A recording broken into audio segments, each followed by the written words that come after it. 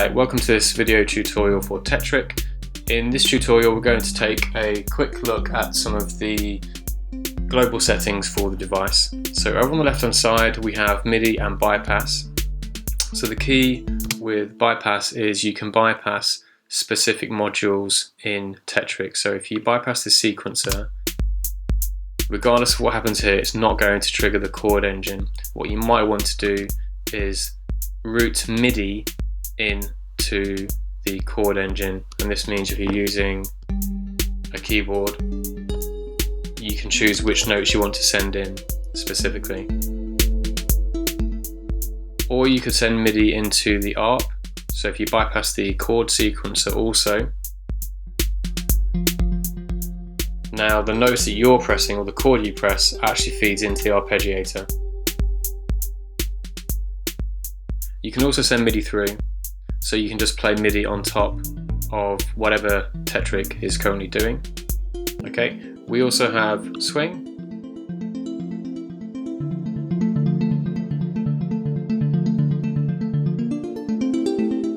and there's also a delay. Now what this will do, this is just a way of easing off how many chords are being triggered. So if you've got lots of shapes running around, it's quite chaotic, and it's triggering lots of chords quite quickly after each other.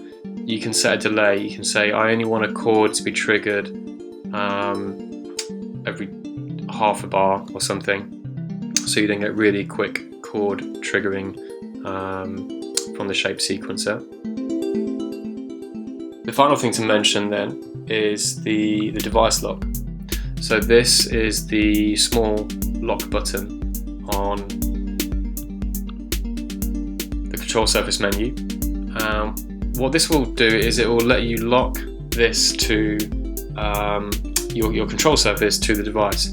So the way Live works at the moment, if I was to switch to another track, I lose the focus. Okay.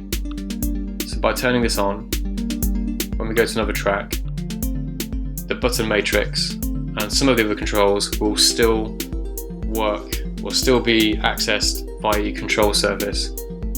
This is really useful if you've got two controllers. So at the moment I've got a Launchpad Mini as well. And if I just take this off and go to track 1, I'm using Polypin.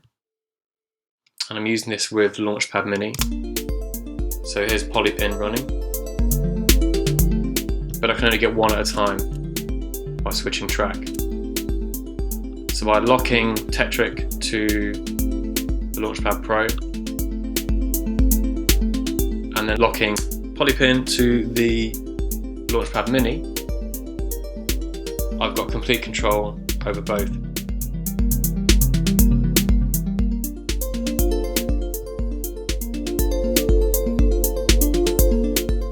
This only works with arcade devices. So this has only been tested with arcade devices. It's purely if you have 2 or 3 controllers and you want to use 2 or 3 different arcade devices at the same time.